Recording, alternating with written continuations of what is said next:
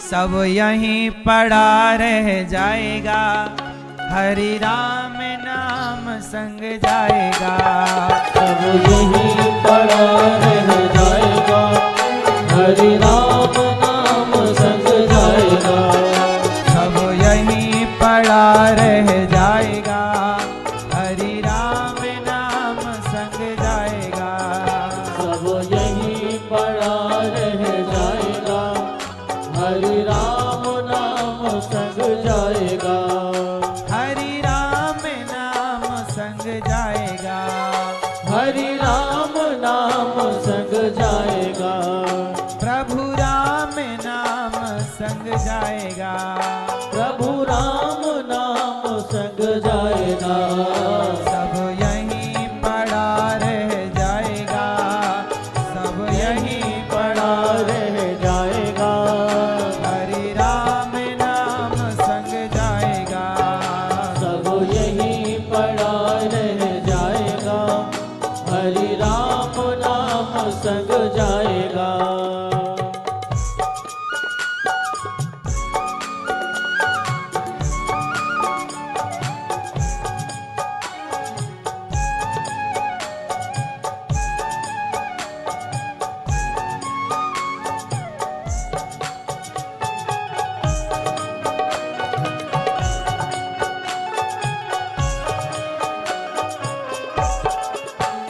चाहे कितने भी महल बना लो, चाहे कितने भी महल बना लो, चाहे कितने भी महल बना लो, चाहे कितने भी महल बना लो। एक रोड़ा एक रोड़ा संग नहीं जाएगा, एक घोड़ा संग नहीं जाएगा। देखो कितने भी बड़े बड़े महल बना लो, चाहे कितने भी महल बना लो, चाहे कितने भी महल बना लो। एक रोड़ा एक पत्थर संग नहीं जाएगा, एक पत्थर संग नहीं जाएगा। सब यहीं पड़ा रह जाएगा।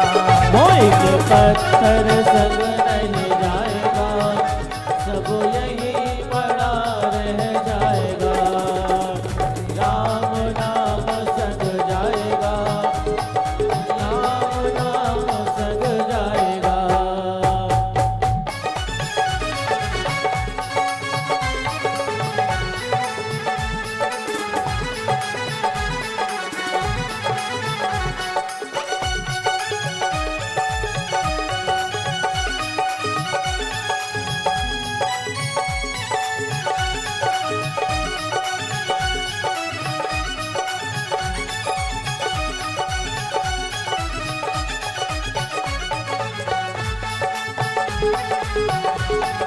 जय जय।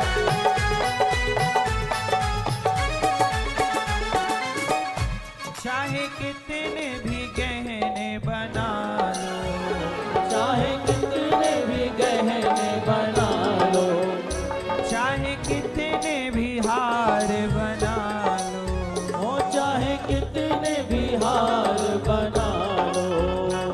एक रत्ती मैया, चाहे कितने भी हार बना लो, चाहे कितना भी सोना जुटा लो, एक रत्ती संग नहीं जाएगा, एक रत्ती संग नहीं जाएगा। सब यहीं पड़ा रह जाएगा। एक रत्ती संग नहीं जाएगा, सब यहीं पड़ा रह जाएगा।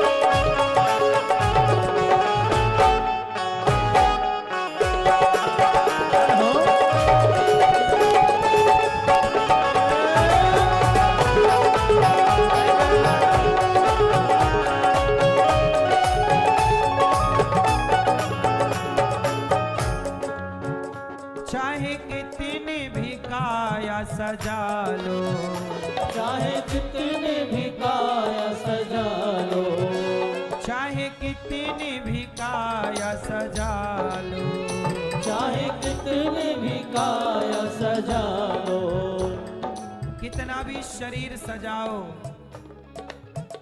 सब मिट्टी में मिल जाएगा, सब मिट्टी में मिल जाएगा। एक दिन हम जलेंगे तो हमारा पूरा शरीर किस में मिल जाएगा? सब मिट्टी में मिल जाएगा, सब मिट्टी में मिल जाएगा। हरि राम नाम संग जाएगा, सब यही पड़ा रह जाएगा। हरि राम नाम संग जाएगा, हरि राम नाम संग जाएगा, ओ हरि राम नाम संग जाएगा। हरि राम नाम संग जाएगा, हरि राम नाम संग जाएगा। सब यही पड़ा रह जाएगा, सब यही पड़ा रह जाएगा। हरि राम नाम संग जाएगा, सब यही पड़ा रह जाएगा।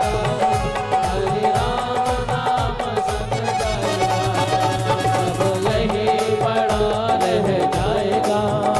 हरि राम नाम संग जाएगा, यही पड़ा रह जाएगा, हरि राम नाम संग जाएगा। हरि राम नाम संग जाएगा, हरि राम नाम संग जाएगा।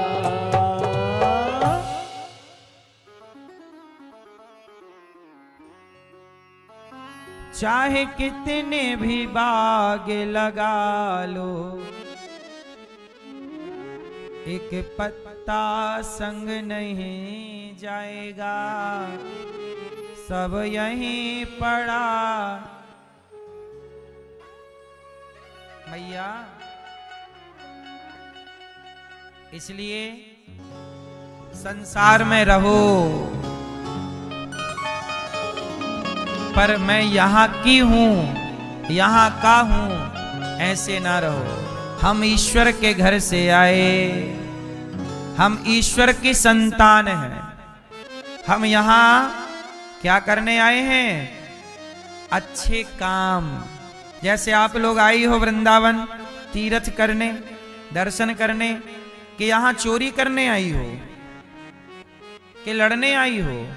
नहीं मैया, यहाँ लड़ने नहीं आई हो, चोरी करने नहीं आई हो। यहाँ केवल आप दर्शन, कथा, सत्संग करने आई हो। बस यही भाव रखो कि हम भी संसार में लड़ने झगड़ने नहीं आए, चोरी डाका करने नहीं आए। हम भी संसार में अच्छा काम करने आए थे, अच्छा काम करेंगे, अच्छे समाज की सेवा। क्योंकि समय थोड़ा है ना, गई बहुत थोड़ी रही, थोड़ा सा समय है, अच्छा कर लो, ये समय निकल जाएगा, फिर आप चाह के भी कुछ कर नहीं सकते। आप बिस्तर पे पड़ जाते हो बुढ़ापे में, चाह के भी आप कुछ नहीं कर पाते हो।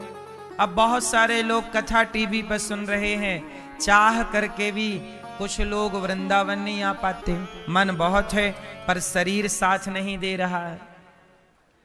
तो किसी के पास धन नहीं है, कोई व्यवस्थाएं नहीं है, इच्छाएं बहुत होती हैं पर बहुत सारी मजबूरियां हो जाती हैं। लेकिन आप देखो आ गए, इसका मतलब है कि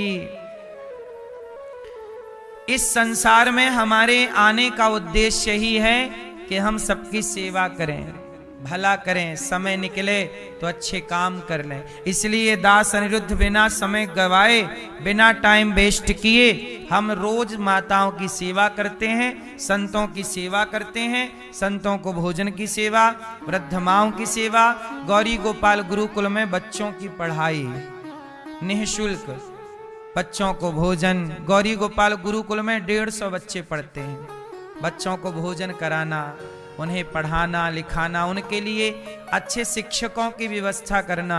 ये गौरी गोपाल गुरुकुल के बच्चे देखो, इतने बच्चे रोज भोजन करते हैं, 150 बच्चे रोज भोजन करते हैं। हमें तो इन 150 बच्चों के लिए कमाना रहता है। इन बच्चों के लिए कमाएंगे, इन बच्चों को खिलाएंगे, इन बच्चों को खुश रखेंगे तो इनकी खुशी हमारी खुशी है। इसलिए हम जब मरेंगे तो एक रोड़ा संग नहीं जाएगा। क्यों? एक रत्ती संग नहीं जाएगा, सब यहीं पड़ा रह जाएगा। इसलिए हम मर जाएंगे तो एक रोड़ा संग, एक रत्ती संग नहीं जाएगा, पर जीते जी जो पुण्य कर लेंगे वो पुण्य हमारे संग जरूर जाएगा। बोलो हाँ या ना? क्यों मैया? क्या जाएगा हमारे संग? क्या जाएगा? पुण्य। इसलिए पुण्य किया करो मेरी मां। पुण्य की पूंजी आपका असली धन है। पुण्य जरूर करो, रोज सेवा करो, अच्छे काम रोज करो, बुरे काम करने से डरो, बचो। मैं बुरा नहीं करता, मैं झूठ क्यों बोलूं? सच बोलने से जब मेरा पेट भर रहा है तो मैं झूठ बोल के क्यों भैया? ईमानदारी से जब हमारा गुजारा हो रहा तो हम बेईमानी क्यों करें? और गुजारा हमारा ना भी हो, नहीं होगा तो एक टाइम खाएंगे, पर गलत ना हो। भरत जी ने मृग में मन लगाया, उन्हें मृग बनना पड़ा। यमराज जी ने कहा मृग बन के जाओ। तीसरा जन्म पुनः भरत जी का मनुष्य के रूप में हुआ। तब राजा रहुगण को उपदेश किया और राजा रहुगण और भरत जी दोनों भगवत धाम गए।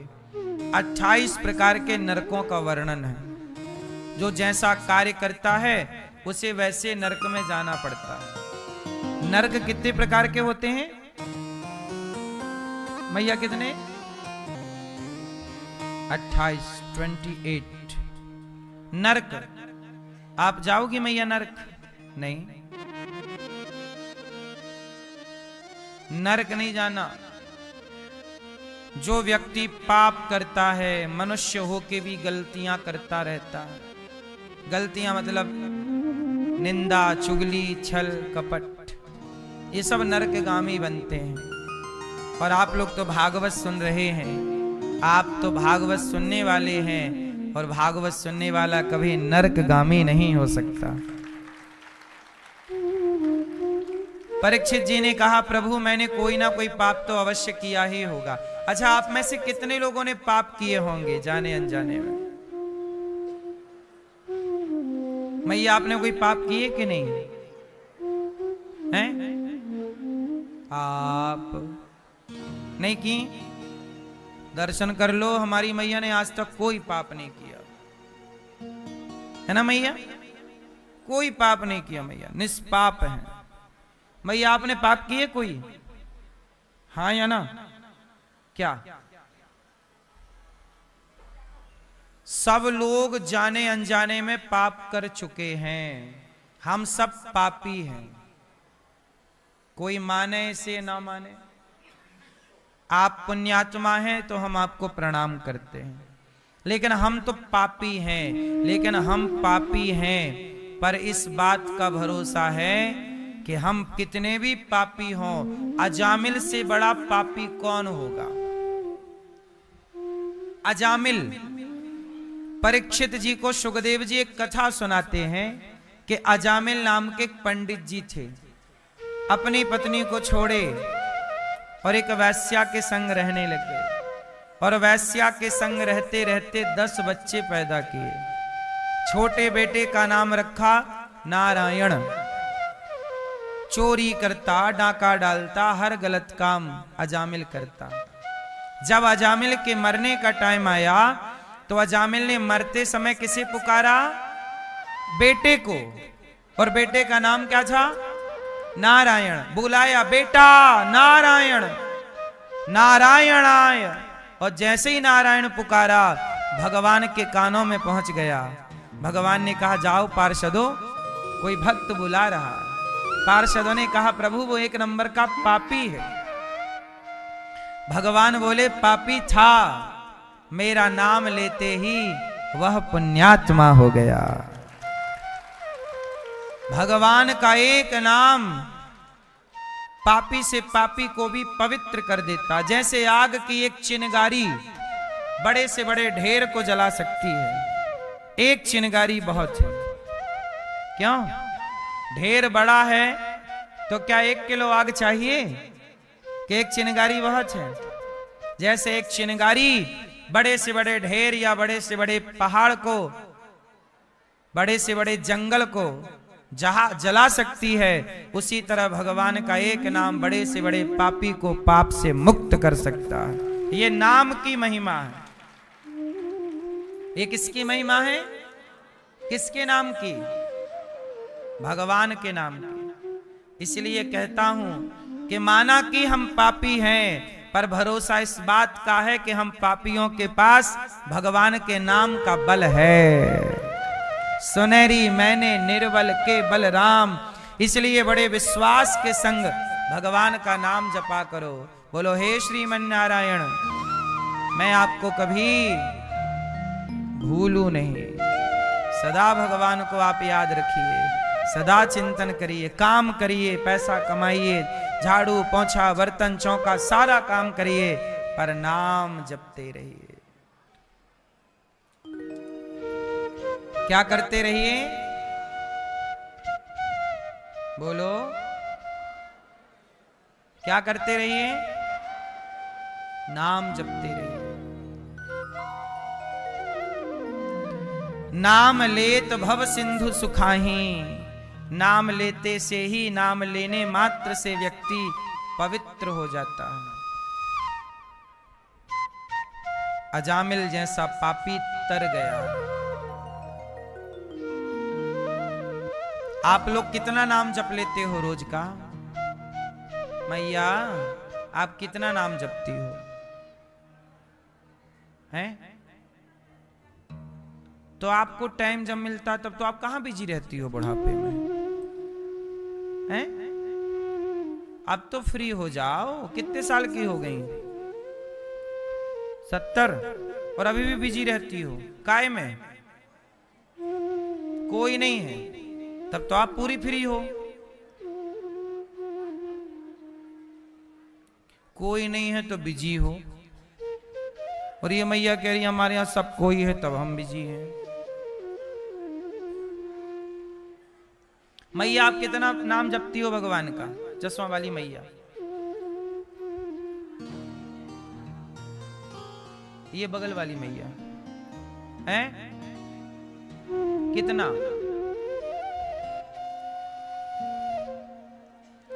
कितना नाम जब? 1 माला, 2 माला? और क्या काम है आपका? कोई काम नहीं तो दिन भर नाम जपो। कोई काम तो है नहीं। अब और किस काम की हो आप बताओ?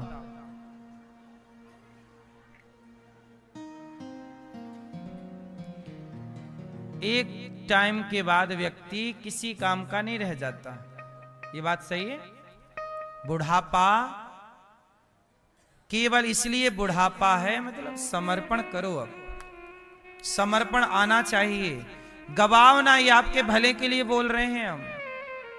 बूढ़ी बूढ़ी मैयाएं, बूढ़े बूढ़े आदमी पुरुष लड़ रहे हैं, झगड़ रहे हैं, भाई पैसा। बुढ़ापे में अच्छा, बुढ़ापे में पैसा ज्यादा घेर लेता है। क्यों? आप कितने नाम जप लेते हो भगवान के? पीछे भैया, ये पीछे वाले दादाजी, आप कितना नाम जपते हो? हैं? 10-12 नाम? आपके कोई काम आम है? क्या काम करते हो? हैं? नौकरी करते हो? नौकरी? क्या नौकरी है? होटल चलाते हो? घर पे रहते हो? बच्चे हैं? अब काम धाम बच्चों को सौंपो और ज्यादा से ज्यादा आप लोग इस उम्र में तीर्थों का आनंद लो, तीर्थ का दर्शन करो, सत्संग करो। बच्चे कमा रहे हैं, कमा कमा के बच्चे आपको देंगे। जब बच्चे छोटे थे तो आपने उनको कमा कमा के दिया, पढ़ाया लिखाया। अब बच्चे आपको दें और आप बढ़िया तीर्थ यात्रा करो, भ्रमण करो, सत्संग करो। भाई यही सिस्टम है कि पहले हम बच्चों को दें, बच्चों में लगाएं, बाद में बच्चे हमें दें और हम तीर्थ यात्रा करें, अपने बुढ़ापे का भगवान का आनंद करें, चिंतन करें। लेकिन आपने जवानी में भी भगवान को याद नहीं किया, बुढ़ापे में भी याद नहीं करोगे। देखो जी ऐसा है कि सुबह दोपहर शाम, बोलो सुबह दोपहर शाम। तो ये बताओ आप लोग दिया बत्ती कब करते हो? कब दीपक जलाना जरूरी कब है? सवेरे जरूरी है कि दोपहर को कि शाम को? हैं? अरे सवेरे दिया नहीं जलाओगे तो कोई बात नहीं, दोपहर को दिया नहीं जले तो कोई बात नहीं, पर शाम को तो दिया बत्ती जरूरी है। बोलो हाँ। और शाम को दीपक नहीं जलाओगे तो घर में अंधकार नहीं रहेगा। ऐसे ही सुबह दोपहर शाम, ऐसे ही लड़कपन जवानी बुढ़ापा। लड़कपन मतलब सुबह, लड़कपन गया मतलब जिंदगी की सुबह गई, जवानी गई मतलब जिंदगी की दोपहर गई, और शाम बुढ़ापा आया तो ये जिंदगी की शाम आ गई। और शाम को दिया बत्ती कर लेना, भक्ति का दीपक जला लेना बुढ़ापे में। अब नहीं जला तो कब जलेगा? क्यों मैया? बुढ़ापे में भी यदि चिंतन नहीं हुआ, भक्ति का दिया नहीं जला, प्रेम का दिया नहीं जला भगवान से, तो फिर शाम के बाद रात ही ना आती है, फिर सीधा मृत्यु आ जाएगी। फिर ले जाएगी, यमराज पकड़ के ले जाएंगे, कहेंगे चलो नरक। फिर आप कहोगे कि यमराज जी हमें नरक क्यों ले जा रहे हो? यमराज जी कहेंगे कि तुमने स्वर्ग जाने के लिए, बैकुंठ जाने के लिए कोई पुण्य किया ही नहीं, भगवान को तुमने याद किया ही नहीं, तुमने ना जल दान किया ना अन्न दान किया, तो तुम्हें यहाँ क्या जल मिले, क्या अन्न मिले? भूखे प्यासे नरक में तड़पोगे। जैसा हम देते हैं, जो बोते हैं वही ना काटेंगे मेरी माँ। इसलिए कहता हूं, ये मैं नहीं कह रहा, लाखों पीढ़ियां आपकी हमारी कहती आई हैं कि भाई भला कर लो, अच्छा कर लो, अच्छा ही हमारे संग चलता है। यमराज जी कहेंगे तूने कभी कुछ किया ही नहीं, हम क्या दें तुझे? तुम प्यास से तड़पते रह जाओगे, तुम्हें यमराज एक गिलास पानी ना देंगे, क्योंकि तुमने कभी किसी को जलदान किया ही नहीं। तुम्हें कौन जल देगा? तुम भूख से तड़पते रह जाओगे, तुम्हें कोई एक रोटी ना देगा, क्योंकि तुमने कभी किसी को रोटी दी ही नहीं। तुम्हें कौन रोटी देगा? इसलिए कहता हूं, समय रहते अच्छे कार्य कर लो, क्योंकि जो आप करोगे वही आप भरोगे, वही आप पाओगे। इस संसार में हमें वही मिलता है जो हम बोते हैं, जो हम देते हैं। भरत जी महाराज,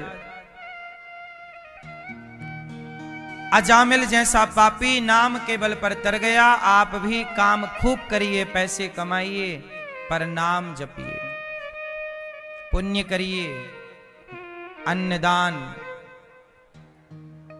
आपको पता है जब दानवीर कर्ण मरे, कौन मरा?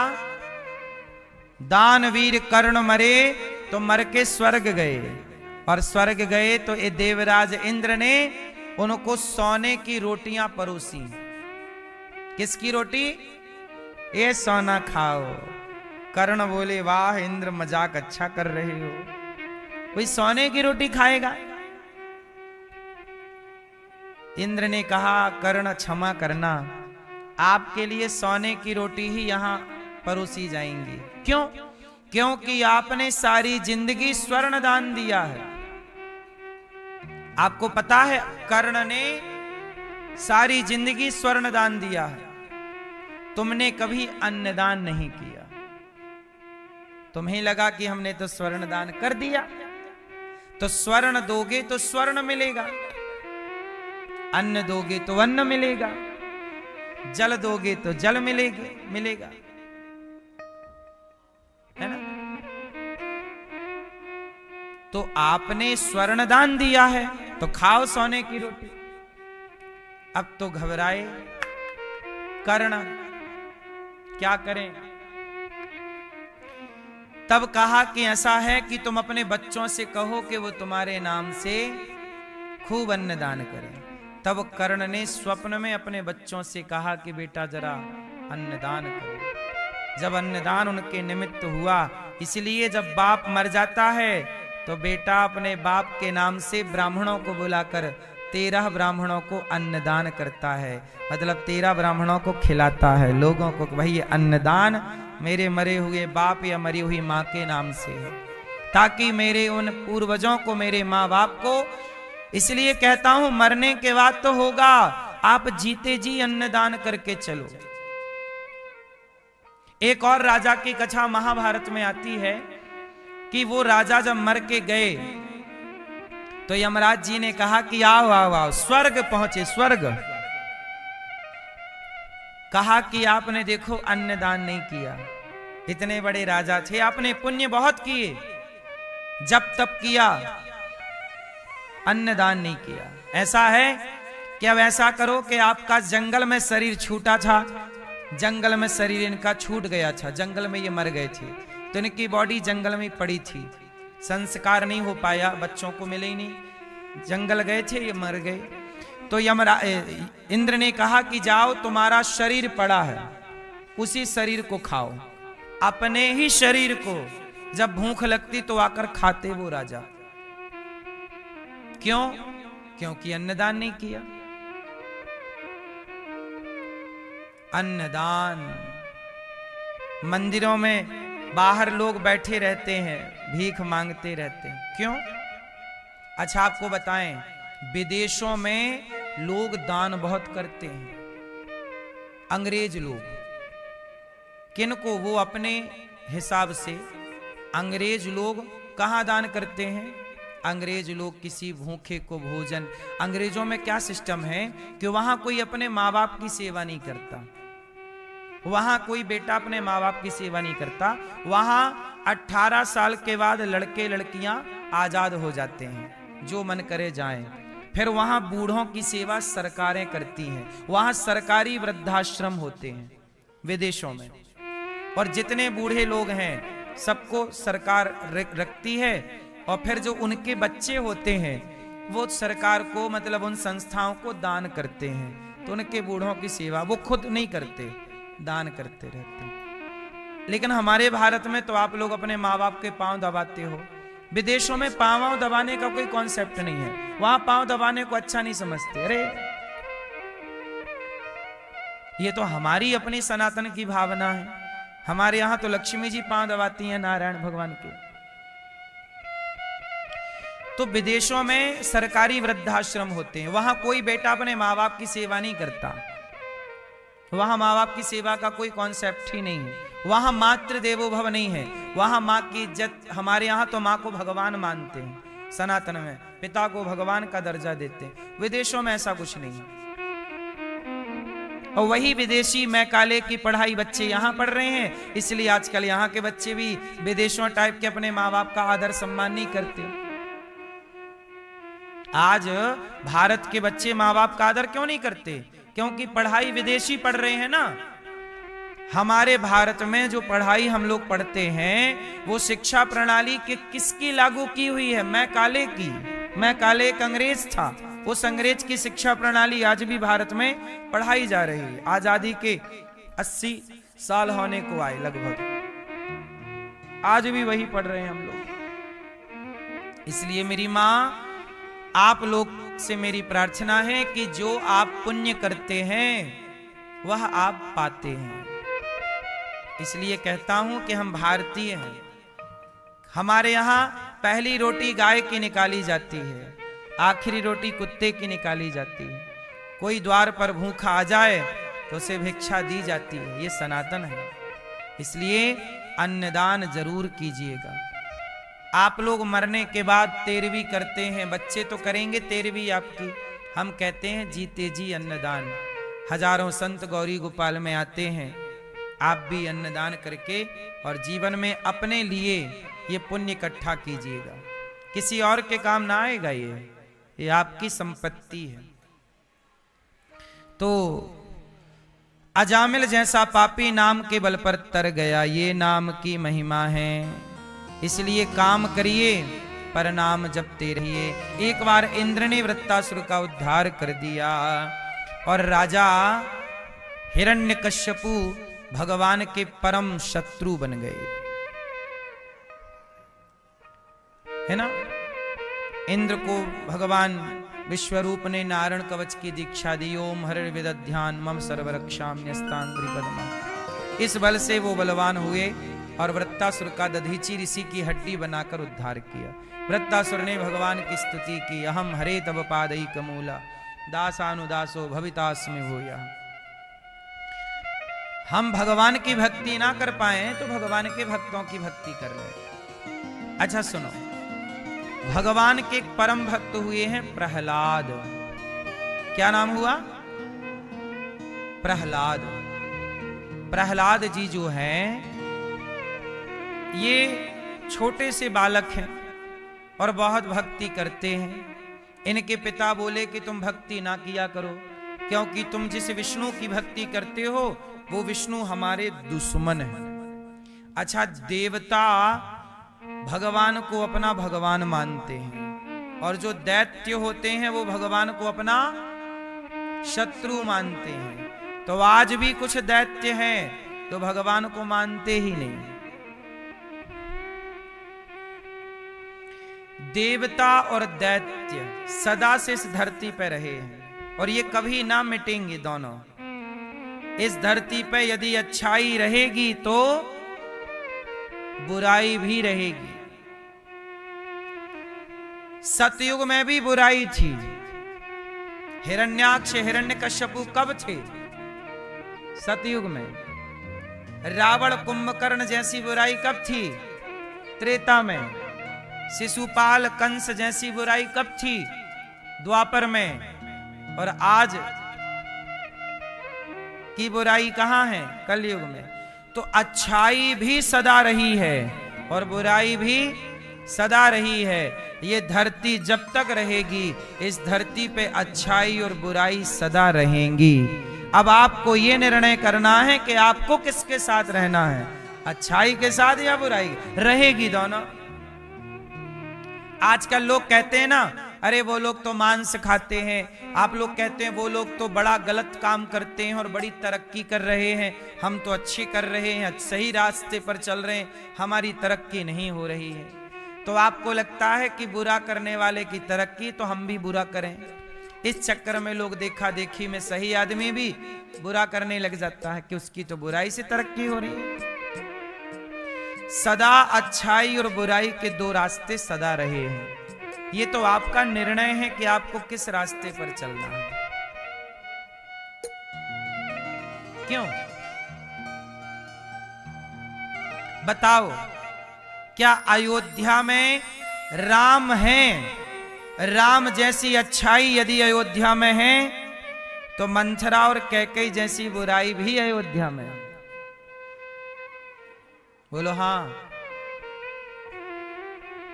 यदि देवकी जैसी अच्छाई द्वापर में थी तो देवकी का अपना भाई कंस जैसी बुराई भी उसी के घर में है।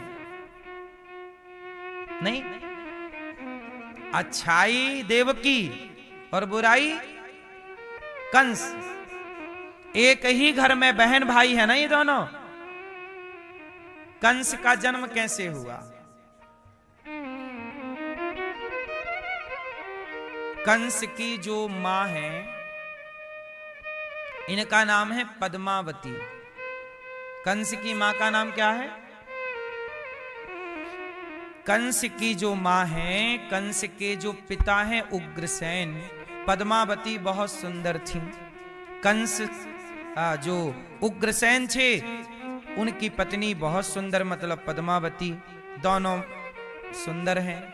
एक दिन क्या हुआ कि पद्मावती बोली कि मुझे पिता के घर जाना है, तो उग्रसेन ने मना किया कि मत जाओ, पर मानी नहीं और ये चली गई पिता के घर। और वहां जब गई तो कोई कार्यक्रम रहा होगा। एक दिन क्या हुआ कि पिता के घर ये एक सरोवर में नहाने के लिए गई। जंगल में एक सरोवर था, राज्य में ही कहीं पास में, तो सखियों के संग गई। तो वहां पर वो नहा रही थी, महिलाएं ही थी, कोई पुरुष था नहीं। तो ये स्नान कर रही थी। तभी क्या हुआ कि एक राक्षस निकला आकाश मार्ग से, उसका नाम था गोभिल। गोभिल नाम का एक दैत्य, उसको ये पद्मावती बड़ी अच्छी लगी। तो गोभिल ने उग्रसेन का रूप बनाया और पद्मावती को बुलाया। पद्मावती बोली पति देख, पति के रूप में आया। तो इन्हें लगा पति आ गए। तो गोभिल राक्षस था, वो समझ गया कि देखो हमने मना किया था तुम्हें मायके जाने से, तुम नहीं मानी, तो हम भी तुम्हारे पीछे पीछे चले आए। तो पद्मावती को लगा ये मेरा पति है, तो पति के संग उन्होंने संबंध बना लिए। और जब संबंध बना लिए तो वह पद्मावती गर्भवती हो गई। और जब गर्भवती हुई तो वो गोभिल राक्षस अपने रूप में आ गया। अच्छा, पद्मावती पहचान गई उनका शरीर देख के कि भाई ये कुछ डाउट तो है, मेरे पति जैसा शरीर लग नहीं रहा है। पहचान गई, कहा जल्दी बता तू कौन है वरना शाप दे दूंगी। वह राक्षस प्रकट हो गया, बोले मैं राक्षस हूं। पद्मावती ने कहा तो मेरा क्यों, तूने पातिव्रत धर्म बिगाड़ा, मैं तुझे शाप देती हूं।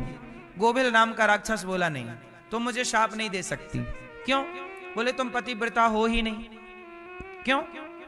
बोले तुम्हारे पति ने मना किया था कि तुम मायके मत जाओ, तुमने बात नहीं मानी। जो पति की आज्ञा का उल्लंघन करती है वो नारी शाप देती है तो उसका शाप नहीं लगता।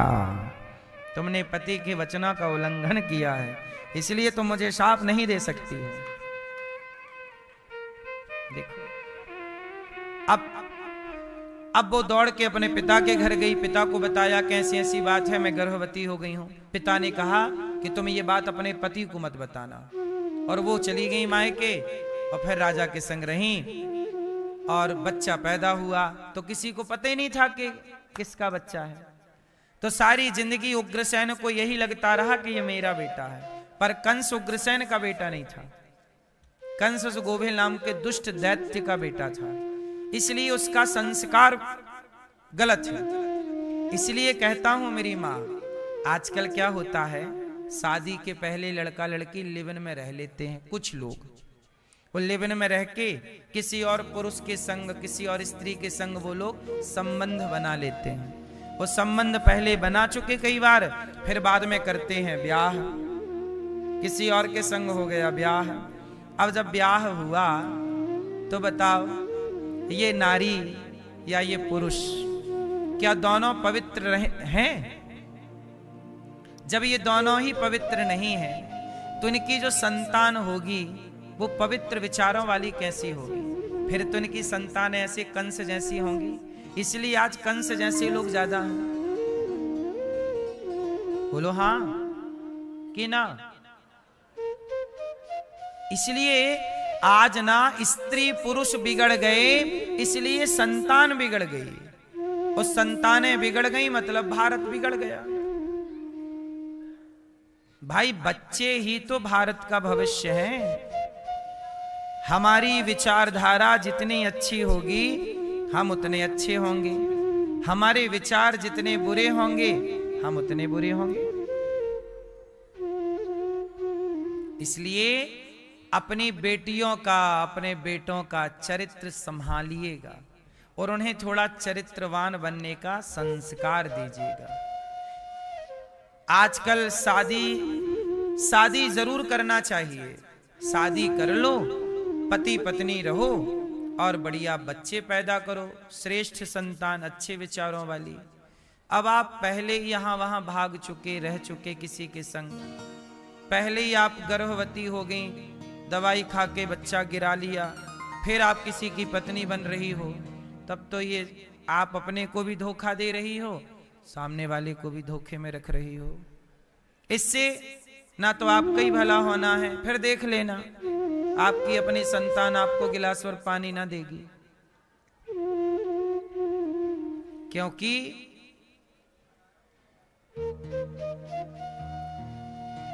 इस संसार में जब देवता आते हैं तो वो अच्छी नारियों को ढूंढते हैं कि अच्छी नारी का गर्भ मिलेगा तब ना उसके गर्भ में जाएंगे। पतिव्रता नारी हो, अच्छी होगी तो अच्छी संतान होगी। अब देखो ना, कुंती के गर्भ से धर्मराज का जन्म हुआ,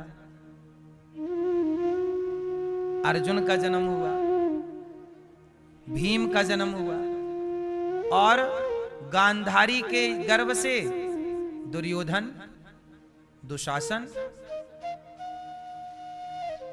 जबकि ये एक ही परिवार की बहुएं हैं। बोलो हाँ।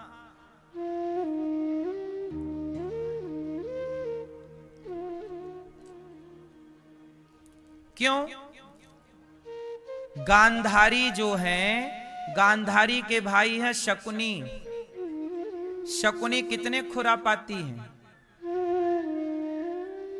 मतलब गांधारी के जो पिता हैं वो बहुत अच्छे संस्कारवान नहीं है। संस्कारवान होते तो ये शकुनी जैसा बेटा क्यों होता? तो शकुनी में खोट तो था, फिर वही बात गांधारी में आई, तो फिर गांधारी का बच्चा देखो। और धृतराष्ट्र भी अंधे थे, लेकिन इन्होंने एक दासी को पकड़ लिया था एक बार। धृतराष्ट्र ने अपनी एक काम करने वाली एक दासी थी धृतराष्ट्र जी की, उसे पकड़ लिया। तो इनका भी आचार विचार बहुत अच्छा। जब इनका आचार विचार धृतराष्ट्र का अच्छा नहीं था, इसलिए अच्छे विचार वाली संतान इनकी नहीं हुई। जबकि पांडु बड़े पवित्र व्यक्ति थे और कुंती बड़ी पतिव्रता नारी थी। इनके आचार विचार में कोई दोष, तो जब आपके विचार में कोई दोष नहीं होगा तो आपके यहां देवताओं का जन्म होगा, और कोई दोष आया तो जन्म तो होगा पर किसी दैत्य का जन्म होगा। देवता और दैत्य, पवित्र गर्भ है तो देवता प्रकट होगा, कोई महान आत्मा प्रकट होगी, और यदि ये बिगड़ा सिस्टम तो फिर कोई दैत्य प्रकट हो जाएगा। क्योंकि आना दोनों को है, और आने का रास्ता मां का पेट है, क्योंकि इसी रास्ते से सबको इस धरती पे आने की एंट्री मिलती है। देवता चाहे राम आए चाहे रावण आए, दोनों को आना इसी रास्ते से। वो तो राम जी प्रकट होते हैं, भय प्रकट कृपाला, लेकिन मां का आश्रय तो लिया, कौशल्या का सहारा तो लेना ही पड़ा। बोलो हाँ। भगवान कृष्ण भले प्रकट हुए पर मां देवकी का सहारा तो लेना ही पड़ा। तो आपको ये देखना है कि आप जितने अच्छे होंगे उतनी अच्छी संतान। इसलिए संतानें बिगड़ रही हैं।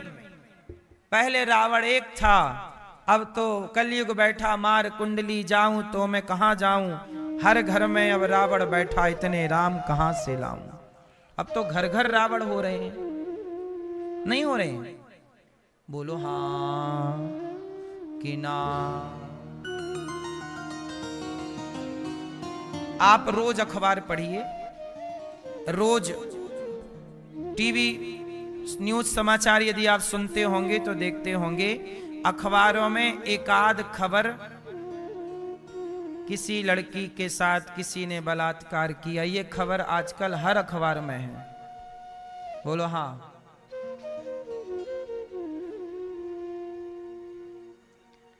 और तो छोड़ो, अभी एक दिन हम अखबार में पढ़ रहे थे तो लिखा था कि एक बड़े पिताजी, मतलब दो भाई थे, तो छोटे भाई की छोटी लड़की थी, छोटी मतलब वही रही होगी 4-5 साल की लड़की, तो उसके अपना सगा ताऊ जो कि अभी जवान ही था, रिश्ते में उसकी भतीजी लग रही थी, उसने उसके साथ बलात्कार करने का प्रयास किया, सगी अपने। अब इस तरह की हरकतें बढ़ने लग गईं। अपनों के बीच में अब बेटियां सुरक्षित नहीं हैं, अपने परिवार में सुरक्षित नहीं। बोलो हाँ। इसलिए अब ये कलयुग चरम सीमा पे जा रहा है। कुछ बातें तो ऐसी हैं कि बिल्कुल पास पास के रिश्तों को भी कुछ लोग तार तार कर रहे हैं, रिश्तों को भी खत्म कर रहे हैं। क्यों? अब ये देख लो, ये क्या है? ये वही बिगड़ा हुआ सिस्टम है। राक्षस बुद्धि पैदा हो गई, तो गोभिल नाम के दैत्य से कंस पैदा हो गया। और जब पैदा हुआ तो कंस देखो बहन को मार रहा है, माता देवकी को बोल रहा कि तेरा बच्चा कहां है, मैं मार डालूंगा। पर प्रहलाद जी छोटे से हैं, पर प्रहलाद के गर्भ में, प्रहलाद की मां कयाधु के गर्भ में प्रहलाद जैसा भक्त चला गया। कई बार अच्छाई के घर बुराई पैदा हो जाती है और बुराई के घर अच्छाई पैदा हो जाती है। हिरण्यकश्यपु जैसा पापी जो भगवान का नाम ना जपता ना जपने देता, प्रहलाद जी नाम जपते तो बोलता बंद करिए, क्या नाम जप रहा है, ये तो मेरा शत्रु है। प्रहलाद जी नहीं मानते, बोले मैं भगवान को नहीं छोड़ सकता, वही सत्य है, वही शाश्वत है, तो बोले मैं मार डालूंगा। हिरण्यकश्यपु बोला, प्रहलाद जी बोले मार दो, मार दो। होलिका नाम की बहन को बुलाया, होलिका आग में लेकर बैठ गई, पर प्रहलाद जी बच गए और होलिका, तब से होली मनाई जाने लगी। देखो मैया, भगवान के भक्त को कभी किसी से डरना नहीं चाहिए। जो डर जाएगा वो भक्त नहीं होगा। यदि हमने प्रभु से प्रेम किया है तो हमारे रक्षक वही हैं, हमें किसी से रक्षा की गारंटी लेने की जरूरत नहीं। इसलिए कहता हूं, एक भरोसे एक बल एक आस विश्वास, एक राम घनश्याम हित चातक तुलसीदास। भरोसा भगवान पे रखिएगा और बस प्रेम से नाम जपिए। प्रहलाद जी नाम जप रहे हैं, आग ही प्रहलाद को नहीं जला रही है, जहर दिया मर नहीं रहे प्रहलाद जी। लाख प्रयास कर लिया हिरण्यकश्यपु ने। देखो, हमें बचाने वाले भगवान हैं तो कोई मार नहीं सकता। इसलिए मैं जिंदा हूं तो भगवान के भरोसे, और जब मैं मृत्यु आएगी तो मुझे कोई बचा नहीं सकता। इसलिए जियो भी आनंद से और मरो भी आनंद से, क्योंकि जीवन भी भगवान का है और मृत्यु भी। मारने वाला है भगवान, बचाने वाला दोनों भगवान। मारने वाला भी वही और बचाने, इसलिए डरो मत, निडर होके रहो, अच्छे काम करो, अच्छे कार्य करते रहो और निडरता के साथ कार्य करते रहो। निडर रहो, कोई तुम्हें छू भी नहीं पाएगा। प्रहलाद जी हिरण्यकश्यप ने बोला जाओ पढ़ के आओ। गुरु संडा मर्क के यहां पढ़ने गए, बच्चों को कौमार आचरित प्राज्ञो धर्मान भागवता निहा दुर्लभम मानुषम जन्म तदप्य ध्रुव मर्थदम। खूब उपदेश किया कि मानव जीवन बचपन से ही भगवत चिंतन के लिए मिला है। एक दिन हिरण्यकश्यप बोले चल बोल तेरा भगवान कहाँ है? कहाँ है? दिन भर भगवान भगवान करता रहता, कहाँ तेरा भगवान? प्रहलाद जी बोले पिताजी मेरा भगवान कहाँ नहीं है आप बताओ। कहाँ नहीं है मतलब? प्रहलाद जी बोले सर्वत्र सर्वम खलविदम ब्रह्म, सब जगह मेरा भगवान है। अच्छा, तो तेरा भगवान क्या इस खंबे पर है? प्रहलाद जी बोले हाँ है। देखो, प्रहलाद जी ने कह दिया कि इस खंबे पे भगवान है। क्यों कह दिया? क्योंकि प्रहलाद जी को विश्वास है कि भगवान सब जगह है। आप लोगों को भरोसा ही तो नहीं है, आप लोगों का विश्वास कच्चा है। क्यों? आपने भगवान को देखा है कि नहीं? नहीं। आपने दादाजी भगवान को देखा? नहीं देखा। भैया आपने भगवान को देखा? हाँ या ना? देखा कि नहीं? ये चश्मा वाली मैया बताएंगी। सपने में देखा। मैया जा रही हो, जा रही हो, आपने भगवान को देखा है? नहीं। अब ऐसे बीच बीच में भाग जाओगी तो कैसे देख पाओगी? पूरी सुनती नहीं हो तो क्या देखोगी? जाओ टाटा। अरे मैया तो बैठ गई, प्लान बदल गया मैया का। मैया बोली अच्छा मैं देख के ही जाऊंगी, चल। आप जा रही हो मैया? पीली मैया, जाओ टाटा, जल्दी आना। सुनो,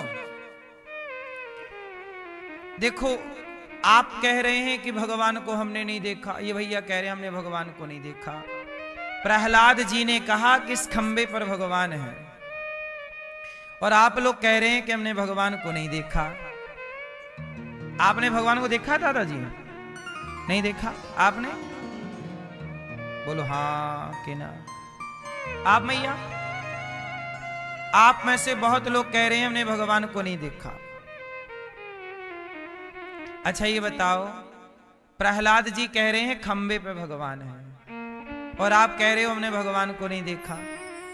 आपके सामने ये बैठे हैं भगवान, ये बैठे हैं भगवान, 2 घंटे से देख रहे हो और कह रहे हो हमने नहीं देखा। अब आप कहोगे कि नहीं ये भगवान नहीं है। ठीक कह रहे हो आप, भगवान नहीं है। हिरण्यकश्यप भी कह रहा कि भगवान नहीं है, खंबा है। यदि हिरण्यकश्यप की आंखों से देखोगे तो ये लकड़ी की प्रतिमा है, और हिरण्यकश्यप की आंखों से देखोगे तो ये पीतल है, पर प्रहलाद की नजर से देखोगे तो ये जगन्नाथ जी हैं, ये भगवान है, ये भगवान सब में। अब ये देखो कि आपके पास आंखें यदि हिरण्यकश्यप वाली हैं, तब तो आप कह रहे हो कि हमने भगवान को नहीं देखा, और प्रहलाद की आंखें होती तो आप देखो हर जगह। खंबे पे भी भगवान को देखा प्रहलाद जी ने। क्यों? भगवान सब जगह है, कहां नहीं है ईश्वर? क्यों? कहां नहीं? भगवान सब जगह है, बस देखने वाला कोई प्रहलाद चाहिए। हाँ या ना? अच्छा ये बताओ, समुद्र में नमक है कि नहीं? बोलो। है तो फिर दिखता क्यों नहीं है? समुद्र में नमक है तो काहे नहीं दिखता? फिर तो वहां समुद्र में नमक ही नमक दिखना चाहिए। आप में से किसी को एक ढेला भी दिखा हो तो बताओ। नहीं दिखा तो इसका मतलब ये मान लिया जाए कि नहीं है। क्यों मैया? समुद्र में नमक है कि नहीं? बोलो हाँ कि ना। तो दिखता क्यों नहीं है? क्यों नहीं दिखता? जैसे समुद्र की हर बूंद में नमक समाया हुआ है, ऐसे संसार के प्रत्येक कण कण में परमात्मा समाये हुए हैं। जैसे समुद्र में नमक तो है, पर नमक को निकालने का एक प्रोसेस अलग है। वहां के किसान समुद्र का पानी खेत में भर देते हैं, भरा रहता है, धीरे से पानी नीचे चला जाता है, जो उसका नमक है कुछ प्रोसेस करते हैं तो नमक ऊपर रह जाता है। बोलो हाँ, ये तरीका है। जैसे समुद्र में नमक तो है पर निकालने का एक अलग तरीका है। जैसे दूध में मक्खन तो है पर मक्खन को निकालने का तरीका है। ये थोड़ी के दूध में दिखे कि ये मक्खन, ये रहा मक्खन, ये रहा, नहीं। दूध में मक्खन है पर दिखेगा नहीं। पहले दही बनाओ, मंथन करो, प्रोसेस करो। उसी तरह भक्ति करो, प्रेम करो, और भक्ति प्रेम करके पहले प्रहलाद जैसी आंखें पाओ, और प्रहलाद जैसी आंखें पाओगे तो खंबे में भी भगवान का दर्शन होने लग जाएगा। कमी हमारी आंखों में है, भगवान में कमी। हिरण्यकश्यपु बोला कहां है? इस खंबे पर है। एक प्रहार किया खंबे पर, खंबा टूट गया। और जब खंबा टूटा तो प्रहलाद का वचन सत्य करने के लिए खंबे से भगवान प्रकट हो गए। बोलिए नरसिंह भगवान जय हो। हिरण्यकश्यपु बोला कौन हो? भगवान बड़े अद्भुत। प्रहलाद के लिए भगवान ने अलग प्रकार से अपने को डिजाइन किया है। आधे हैं नर और आधे हैं, क्या है आधे? क्या? सिंह। तो क्या बन गया? नर, नरसिंह। तो भगवान ने अवतार लिया नरसिंह अवतार। क्या अवतार लिया? आधे नर हैं और आधे शेर हैं। हिरण्यकश्यपु बोला आप कौन हो? भगवान बोले तेरी मृत्यु। बोले मैं तो नहीं मरेगा। हिरण्यकश्यपु बोला मैं तो नहीं मरेगा। क्यों नहीं मरेगा? मैंने तो वरदान मांग रखा है, ना दिन को बनूं ना रात को। भगवान बोले देख ध्यान से, ना ये दिन है ना रात है, शाम हो रही है। अब तो मरेगा? बोले अभी भी नहीं मरूंगा। क्यों? ना अस्त्र से मरूंगा ना शस्त्र से। भगवान बोले ये नाखून देख रहा है? मैंने कोई फैशन में थोड़ी बढ़ाए हैं, तुझे मारने के लिए बढ़ाया। अब तो मरेगा? बोले अभी भी नहीं मरूंगा। भगवान बोले काहे नहीं मरेगा? बोले 12 महीने में किसी महीने नहीं मरूंगा। कितने महीना होते हैं? नाम बताओ 12 के। हैं? चैत्र वैशाख जेठ अषाढ़ है, सावन। फिर ये भैया बता रहे हैं, सुनो। सावन, भादो, अश्विन और कार्तिक। इनको नहीं बताने दे रहे हो आप लोग, नकल करा रहे हो।